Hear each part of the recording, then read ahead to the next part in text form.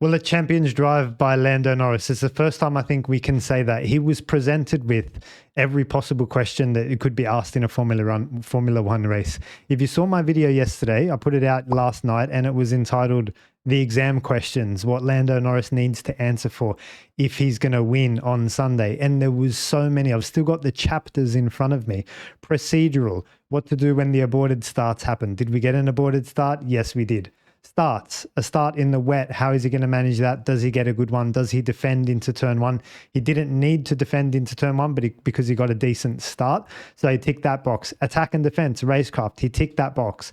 Flag points, tick that box. Tyre management, I think he only half ticked that box. We'll get onto that because Oscar started to attack him at one point. Patience, consistency, and Ayrton Senna's quote, when to give everything you have, when to keep everything you have, tick. Unforced errors. He made a few errors during the race, but so did Max as well. So did Oscar as well. I think George was maybe one of the only ones to not make errors in that race. So he did make a few errors, but look, I'm not going to hang him for that one. We're going to get onto that in a minute as well. You need lap time. I think Lando half ticked that box as well. What he had in consistency and professionalism, he was probably keeping a little bit in reserve for lap time as well. Sometimes Oscar looked quicker. Sometimes Max looked quicker, but Lando managed to get it all done. And we said if it doesn't work out for Lando, the final box that he would need to tick for would be accountability. As it turns out, in my opinion, this was a champion's drive. You've been asked every single question from strategy to race starts, wets on dries, dries on wets, restarts, yellow flags. The whole thing was asked and Lando answered beautifully. In this video, I'm going to run you through all of the driving elements from technical, tactical, and mental point of view. If you're interested in what my thoughts are, definitely keep watching.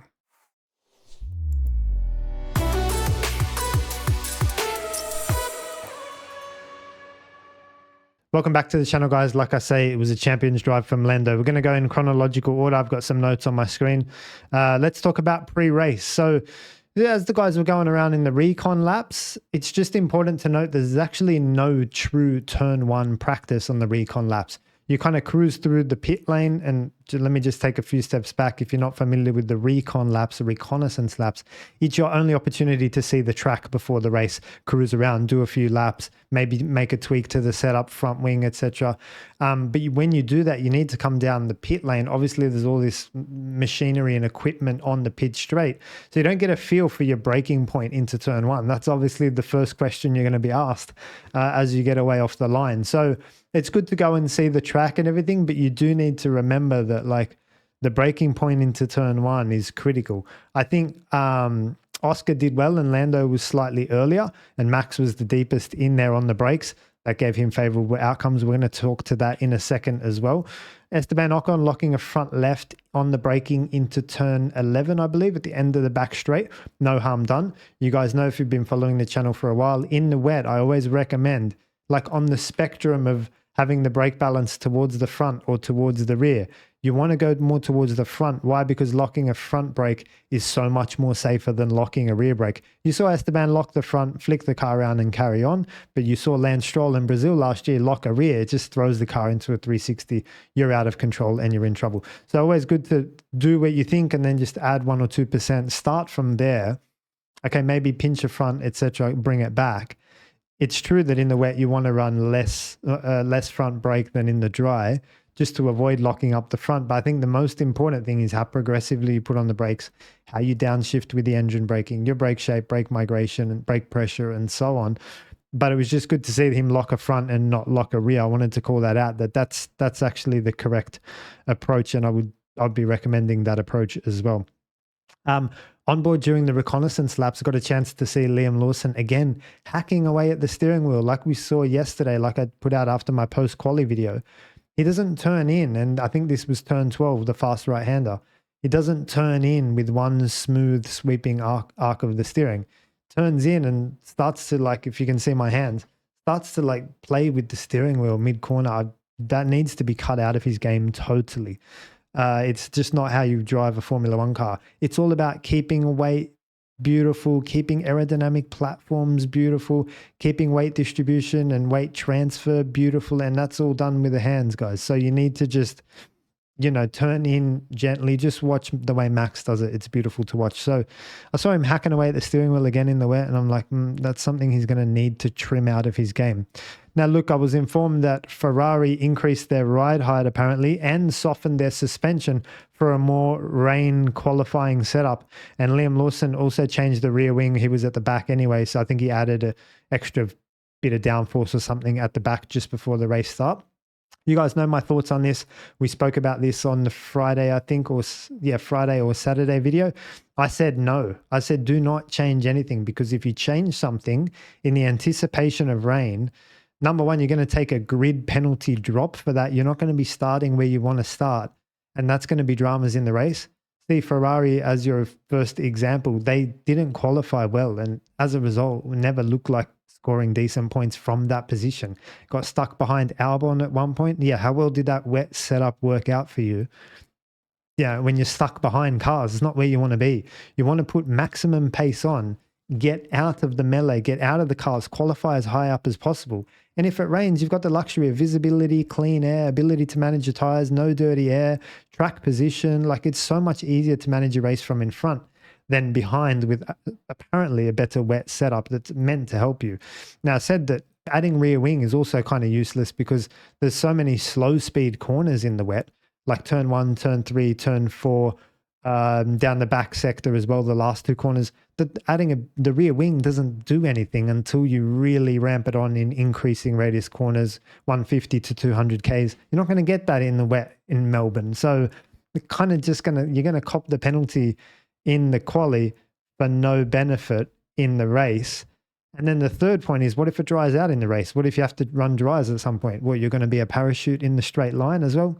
Didn't make sense. So Ferrari, if they did that change, got what they deserved, a poor qualifying and a poorer race. And obviously Liam Lawson making that change to the rear wing just before the race. I guess he had nothing to lose at that point anyway. Okay, so it was Isaac Hadjar, the rookie, who made the first mistake of the race before the race even got underway, trying to warm the rear tires. And guys, like, I need to reiterate again my philosophy on the rookies, and it's their mentality. Yes, the talent is there, but it's not being there is no one in the team to nurture this talent. There's race engineer, strategy engineer, fuel engineer, tire engineer, chemical engineer, bloody aero engineer, strategy engineer, whatever other engineers. But there's no driver, coach, and mentor in that whole operation of 2,000 people to say, here are the goals and objectives for such a session, and this is what needs to be done. And we spoke about this in the preview and said, if you can just complete this weekend, like practice, quali, Q1, race, without mistake, there's points and trophies on offer for you. Like Oscar Piastri is a good example of that. Like, that one mistake just cost him and allowed George to get in there and get the trophy. So that's where there's no one in these teams to be able to do that. Now, it's a shame, really, because you've had Behrman crash once, twice, Liam Lawson crashed, Hadjar crashed, Bortoletto crashed. We pretty much named all. I'm down to my 5. I'm counting as I go. I got 5 fingers in the air here. Antonelli was the only one that didn't crash. He went off and damaged the floor. So we've had all 6 rookies make errors of some kind, even though Antonelli had a strong finish to the weekend. Really interesting to see. And I also said during the weekend, one of the guys I would love to meet would be Anthony Hamilton. Really interesting to see as Zach Hadjar's walking back through the paddock with his head down, presumably crying. Someone just bang intercepts him head on, and it's Anthony Hamilton having a big words to Isaac Hadjar, like deep words. And I just thought at that moment, number one, what a legend. Anthony Hamilton's a legend. Number 2, it's not that these rookies are lacking a father figure per se, because they have fathers and managers. Of course, they've got advice and parents and so on. But what they don't have, which I keep saying, is the specialist technical coach and mentor to provide guidance and direction on the mental, tactical, and technical sides of Formula One. And that's clearly missing, such that Anthony Hamilton walks out of the Ferrari garage, consults Isaac Hadjar, who he can see needs that support, after he's just stacked it in the wall on the formation lap. I thought that was interesting and worth calling out. All right, let's talk about the starts. So this was one of Lando's first assessments, if not procedural. We already spoke about the aborted start, and I might just mention that quickly because it said aborted start engine off. And that was like for Lando in Brazil last year when he went in the aborted start. So look, Lando's been saying, I'm ready for a championship. I got what it takes. After today, it would be hard to argue otherwise. Did he take a defensive posture off the line? And what I mean by that is, if I can just bring up the whiteboard and explain to you a little bit better, hopefully you can see that on the screen. So we're going to draw the grid slot Lando pole number 1, and we're going to draw Oscar number 2. Now, what I'm expecting Lando to do, or what I would still like to see built into his game, is to line his car up across such that if Oscar gets a better start, well, Lando shoots across, his car is there, and Oscar would be forced to add steering, go around, find the rubber on the racing line here. Don't forget, Lando can control and manage the corner from this position. I'm still looking for that. That's an insurance policy in case you don't get a good start. Lando lines up straight in his box. Oscar lines up straight in his box as well. So look, we didn't see that. I'd like to see that moving forward. It's something very straightforward to add in at no cost to you. And it's a free insurance policy, like I say. So if Lando didn't get a good launch or Oscar got a slightly better launch, he would have been on borrowed time down into turn 1, unfortunately, due to the lack of defensive posture. As it turned out, he got a good launch, good enough launch, as compared to Max, who got the best launch. And Max had nowhere to go. He's surrounded by 2 big, fat, modern-day 800-kilogram, 10-meter wide Formula 1 cars. He had nowhere to go. So Max goes down the outside and gets a beautiful run on Piastri through the turn 2. He's off the rubber at that point. And you guys know, once again, everything I've been saying, it just holds true every single time. Unfortunately, the racing line is the most important thing in the wet. Let me just draw for you how it worked out with Max. And the most important thing is to be off the rubber. So you draw in turn 1 and then this kind of turn 2 through here. And what Max does, if I just draw in blue, is come here and put in a big armful of steering and then just go straight thereafter. Whereas what Oscar was kind of forced to do, and this is not really by choice, but he was taking the normal, Oscar I think was actually up the inside and kind of ended up here. And if I just highlight and draw for you where the rubber would have been, it's all through there. That's the dry racing line rubber. That's the reason why when Oscar was here, Max was able to drive clean around him, because he's off the rubber and he's off the usual racing line grip. He was able to just go around him like very easily and kind of made him look silly. But I don't think there was much they could do. It's just, I think Max just found himself on that piece of track and Oscar just found himself on that piece of track. Maybe Oscar wasn't thinking 1, 2, 3 corners ahead. He was just thinking, I'm going to brake here and see where I end up. And Max was planning the exit of that corner. So beautiful launch by Max. Got the best launch out of all of them. Beautiful turn 1 and 2 by Max. Got the best run through them as well. All right, let's talk about some of the crashes and early laps as well.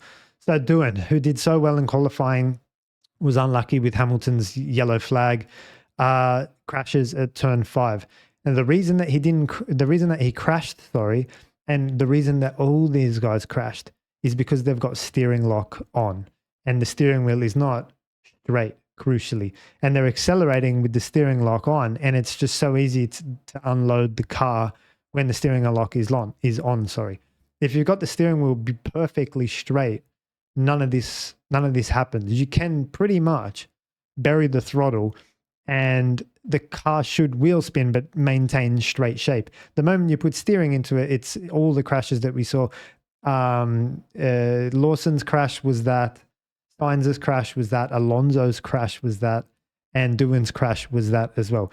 If you don't believe me, I'm going to bring up a few pictures now on the screen together. Let's have a look. All right, hopefully you can see that. So this is Doohan just before he crashed. What I'm focusing on here is the left-hand steering, the angle of the steering wheel across here. Yeah, he's got steering lock on. When he's got track width available, look at the Aston Martin here. I think it is in front of him, how much wider he is. What does that mean? Open the steering wheel, Mick. Mick Doohan, sorry. Open the steering wheel, Jack. There's scope for you to open the steering wheel, use more of the track, and not put yourself and the car in those risky sort of situations. Let me just go next image if I can. This is Fernando Alonso's crash, and it was the exact same situation. Alonso, with a bunch of left-hand steering lock in the car, whilst he's on these double painted white lines as well. Like, not good, Fernando. If you want to see how this is done and where you should be, have a look at Lando Norris's steering wheel and use this white line as your reference. There it is here. So this is Lando at exactly the same point from his qualifying lap yesterday. Look at the steering wheel, guys. This is good driving. This is beautiful driving. And the steering wheel really is the root cause of everything. The line and the steering wheel come before the pedals, the brake and throttle. So what Lando's done here is got this car into the corner beautifully. And when you want to bury your foot down quickly, the best way to do that is to open the steering wheel. So you can see here, Lando's got the steering nice and straight. The car's not going to do anything at that point. You can nail the throttle and you're not going to have any issues. So Fernando putting this in, he was slightly like shallow into the corner. He wanted to be deeper. The guys were finding grip on this green and yellow curb here more than what they were expecting in the wet. And so the steering wheel should be opened. This is the basic mistake from Fernando, I dare say. And again, there you can see the steering lock in the car plus the throttle is a no-go. Let me just explain for you just quickly how this works and why this is so powerful. Now, I've got a very simplistic model and it uses the friction circle. Yes, I break a few friction circle rules by going outside of the friction circle, but it always holds true, and this is the mentality that you need. So this is just a very, like I say, it's very basic representation, but you've got your braking capacity, your steering capacity one way, steering capacity another way, and your throttle capacity. Now, when the steering wheel is straight, I'll change color here. When the steering wheel is straight, you've got the most throttle capacity. That means, therefore, that like all of the clumsiness happens when the steering wheel is turned, you've got less throttle capacity. Turn the steering wheel even more, you've got less throttle capacity. That means that you need to introduce it ever so gently. I'll show you guys Carlos's crash in a minute as well. He was more like over here with the steering wheel turned a lot. And when the steering was totally turned, you don't even want to be doing anything with the throttle. And the best way to get that throttle capacity back is to bring the steering wheel back to center and bury your foot. Now, this is a dry friction circle, guys, but in the wet, I'd hate to break it to you, but the representation looks something like higher peaks and something like this, right? Where if you turn the wheel a little bit, you've got like no throttle capacity at all. Whereas if the steering wheel is straight, you're good. You've still got throttle capacity.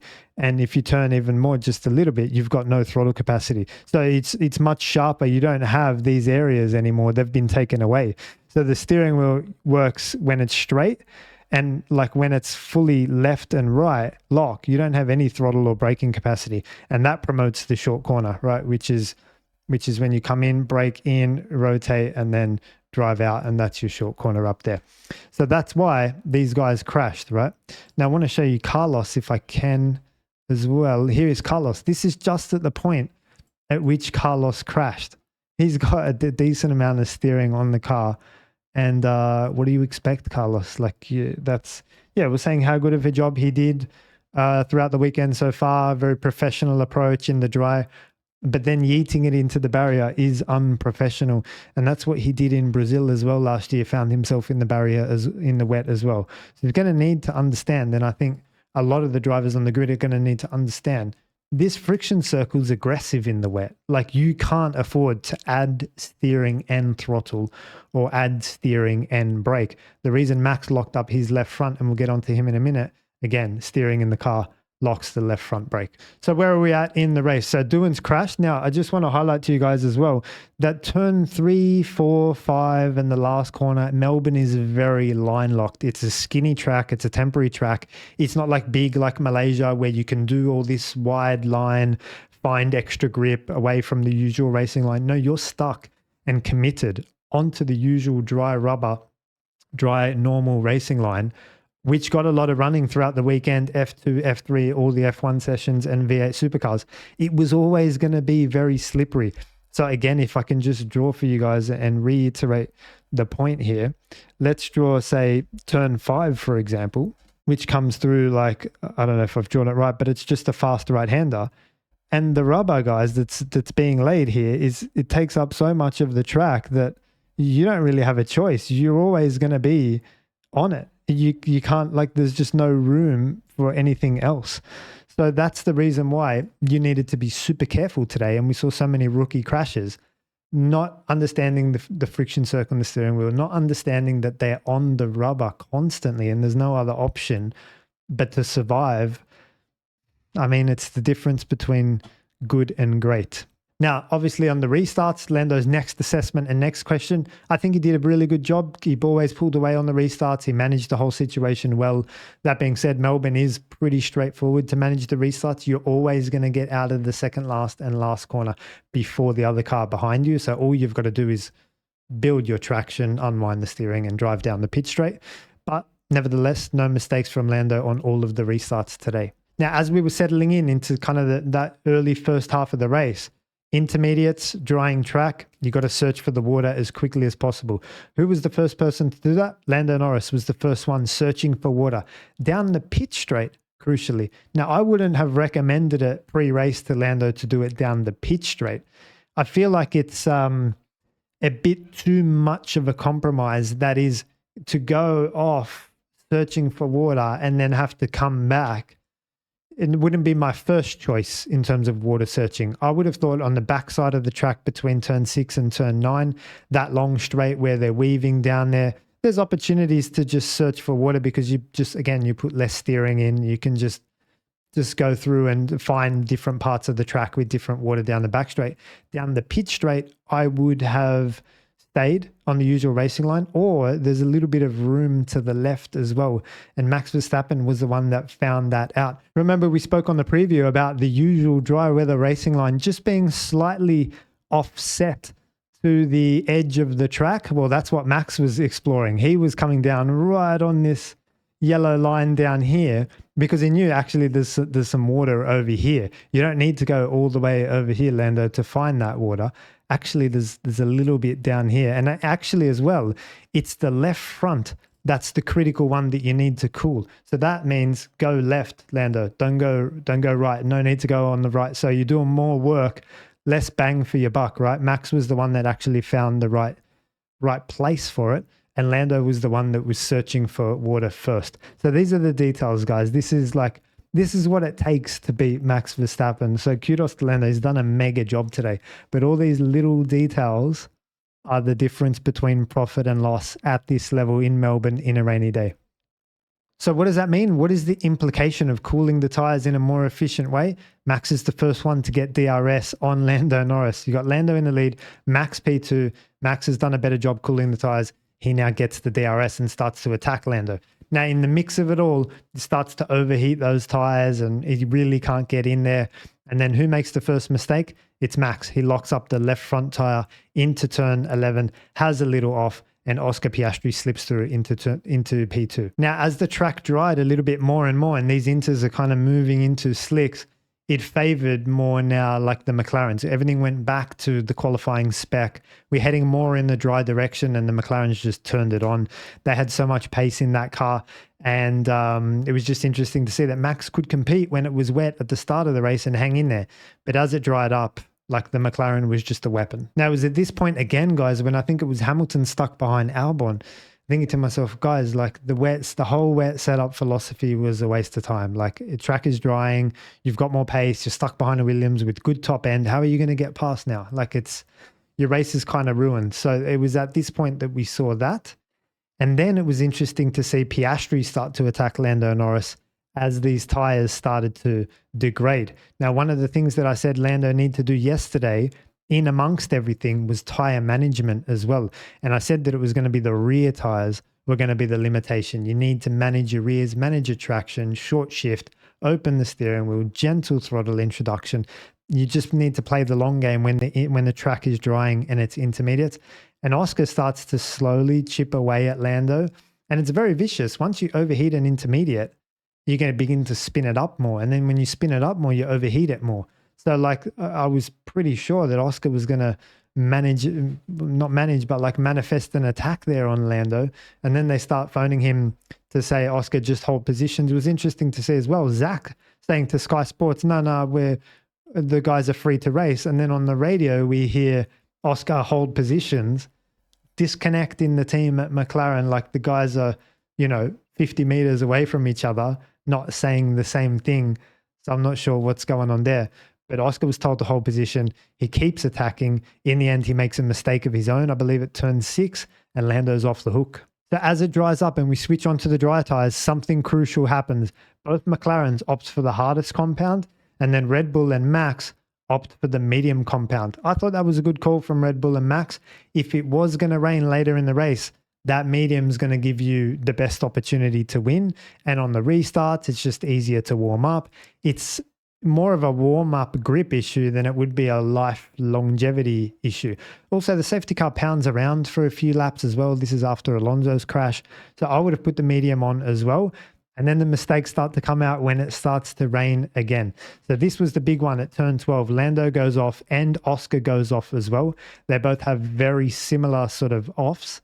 And Max, with the benefit of, I guess, being in P3 and seeing that the cars have gone off and being on that softer compound tire, doesn't make that mistake. He manages to collect one of the McLarens in Oscar Piastri, who unfortunately it just went off worse for him than it did for Lando.